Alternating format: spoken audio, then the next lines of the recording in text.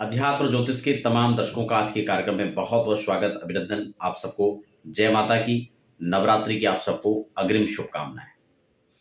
आज हम इस पर बहुत डिटेल में चर्चा करेंगे। नवरात्रि कब से कब तक रहेगा, अष्टमी कब है, नवमी कब है, घट स्थापन कब होगा, कलश स्थापना कैसे आपको करना है, नारियल कैसे रखना है, क्या नारियल में हम लोग बांध सकते हैं, और नवरात्रि व्रत कैसे हम लोग रखेंगे, क्या क्या हम लोग दुर्गा जी को समय समय पर हम भोग लगाएंगे, कैसे पूजन करेंगे, क्या संकल्प विधि है, क्या पूजा की विधि है, क्या हमको पाठ करना चाहिए, क्या हमको जप करने चाहिए।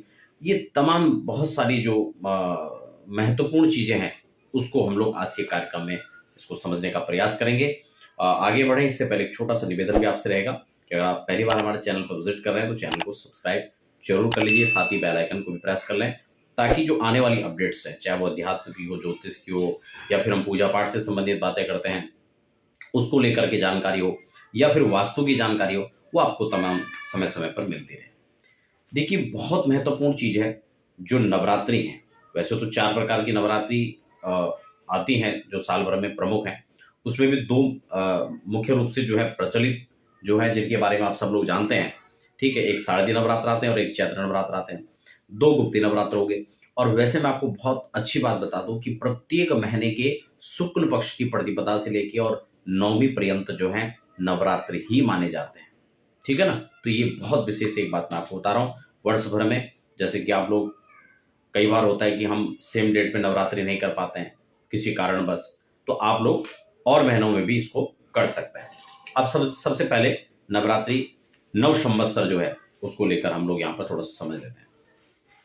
देखिए, नया साल हिंदुओं का नव वर्ष भी आज से ही प्रारंभ होगा और नव संवत्सर जिसको हम लोग कहते हैं, तो ये यहाँ पर 9 अप्रैल से प्राप्त हो रहा है। जो अंग्रेजी तिथियां हैं, अंग्रेजी तारीख हैं, सॉरी तिथि तो नहीं कहेंगे, तारीख, तो वो यहाँ पर 9 अप्रैल से प्रारंभ होकर के और नवमी जो है 17 तारीख को रहेगी, रामनवमी। ठीक हो गया। तो 9 अप्रैल को मंगलवार से यह प्रारंभ हो रहा है नव संवत्सर का। इस बार मंगल से प्रारंभ हो रहा है और आशा करते हैं कि सब कुछ मंगल ही रहे, सब कुछ अच्छा रहे, आप सबके जीवन में भी नई खुशियां, नया संचार, नई तरह की तरक्की आपको जो है प्राप्त हुए और आप तमाम हर संभव जो है भगवत सेवा में लगे रहे, अपने कार्य में व्यस्त और मस्त रहे। तो देखिए 9 तारीख से सॉरी 9 तारीख से प्रारंभ होकर के 17 तारीख को यहाँ पर रामनवमी रहेगी और 16 को यहाँ पर अष्टमी रहेगी। खास बात यह है कि उस दिन पुष्य नक्षत्र भी पड़ रहा है। ठीक है, और मध्याह्न में ही नवमी भी लग जाएगी। तो जो नवमी भी करना चाहते हैं वो इस दिन कर सकते हैं। वैसे अगले दिन स्वतंत्र है, 3 साढ़े 3 बजे तक, यहाँ पर 3:15 बजे तक नवमी अगले दिन भी है। तो ये तो आपको अष्टमी और नवमी का रहा, आपको कब कैसे क्या करना है। यहाँ पर जो है संक्रांति जो है आपकी 13 तारीख को है। ठीक है ना। तो संक्रांति के बाद यहाँ पर मेषार्क हो जाता है, मीन राशि के सूर्य प्रस्थान करके मेष राशि में चले जाते हैं, तो जो हमें खरमास का जो दोष होता है वो भी यहाँ पर खत्म हो जाता है। अब हम बात करेंगे कि चैत्र नवरात्रि में आप लोग जब घट स्थापन करेंगे उसका मुहूर्त क्या रहेगा।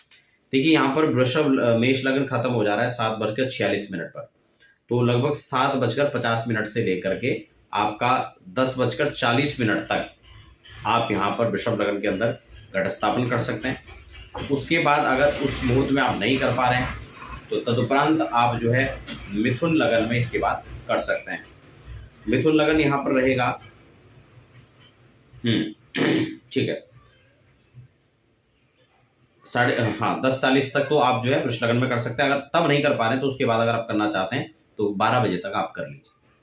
फिर भी नहीं हो पा रहा तो आप जो है नवरात्रि है, ऐसी कोई दिक्कत नहीं। कई बार परिस्थितियां अलग अलग होती हैं आप लोगों के आगे, तो वो फिर शाम तक जो है सिंह यानी 4:30 बजे तक सिंह लगन में वो लोग कर सकते हैं। ठीक है, तो घट स्थापना का एक समय हो गया, मुहूर्त हो गया। अब विषय ये आता है कि कई बार घट स्थापना को लेकर के कैसे घट स्थापन करेंगे उसको लेकर के कई बार एक प्रश्न जो है आप लोगों के मन में रहता है।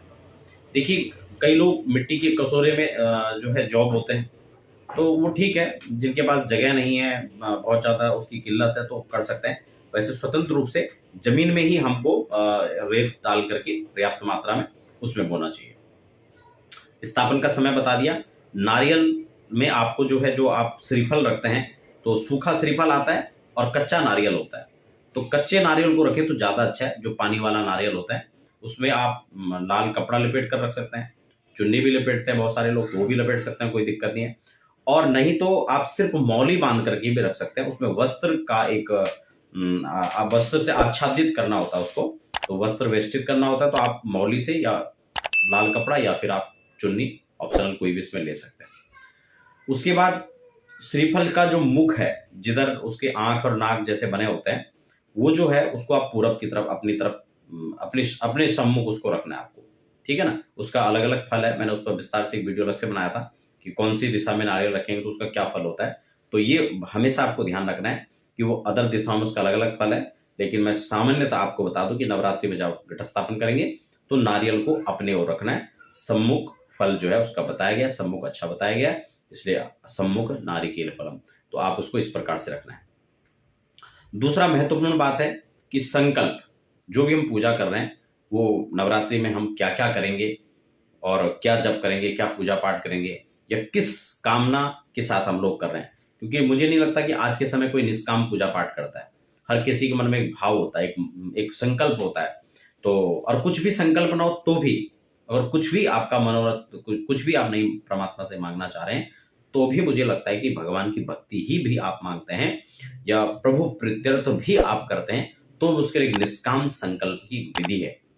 तो संकल्प को लेकर के मैं अलग से चर्चा कर चुका हूँ, विशेषकर नवरात्रि संकल्प। तो उसकी 2 मिनट की वीडियोस है, उसको आप पूजा पाठ के प्लेलिस्ट में हमारे जाकर देख सकते हैं, कैसे संक्षिप्त में संकल्प करना है। उसके लिए हिंदी में और संस्कृत में मैंने दोनों तरह से आप लोगों को उपलब्ध कराया। 2 मिनट का वो वीडियोस है, आप उसमें संकल्प है उसको देख सकते हैं, क्योंकि यहाँ पर विस्तार हो जाएगा, ठीक है। प्रमुखतः जब हम स्नान कराते हैं, चाहे दुर्गा जी को करा रहे हैं या कलश स्थापन पूजन हम उसका करेंगे, तो पंचामृत फूल और गंधाक्षत पुष्प फल, ये हमें प्रधान सामग्री मुख्य रूप से चाहिए। इसको आप रखें, सबसे पहले जल डालें संकल्प करने के बाद, उसके बाद आप पंचामृत से स्नान करा के गंधाक्षत पुष्प, धूप दीप नैवेद्य और प्रणाम करके आप पूजन कर सकते हैं। अब बात आती है कि पूजा पाठ में हमें क्या क्या करना चाहिए। अगर संभव हो तो किसी वैदिक ब्राह्मण से आपको चंडी पाठ करवाना चाहिए, 9 पाठ, 11 पाठ, 21 पाठ, जैसे भी संभव हो। कई लोग सतचंडी कराते हैं, 100 पाठ भी करते हैं, कई सहस्त्र चंडी 1000 पाठ भी करवाते हैं, तो वो तो एक विषय अलग है। लेकिन सामान्यतः कम से कम आपके घर में 8-9 पाठ, प्रत्येक दिन एक पाठ तो भी संभव है तो अच्छा है। नहीं है तो आप किसी को संकल्प देके भी आप करवा सकते हैं कि पंडित जी हमारे नाम से संकल्प है और आप हमारे लिए पाठ कर देना, तो अपने स्थान में भी पाठ कर सकते हैं, किसी मंदिर में भी पाठ कर सकते हैं, जैसा भी हो सके।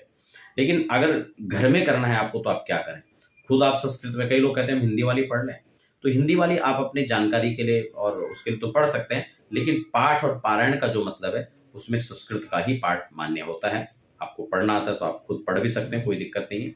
और कई लोग सोचते हैं हम पढ़े ना पढ़े हमें आता तो है, दिक्कत कुछ नहीं है। आपको शुद्ध उच्चारण करना अच्छे से आता है तो आप उसका आराम से पाठ कर सकते हैं, इसमें कोई भी दिक्कत नहीं। तो और भी अच्छा है आपको खुद आता है तो, ठीक है।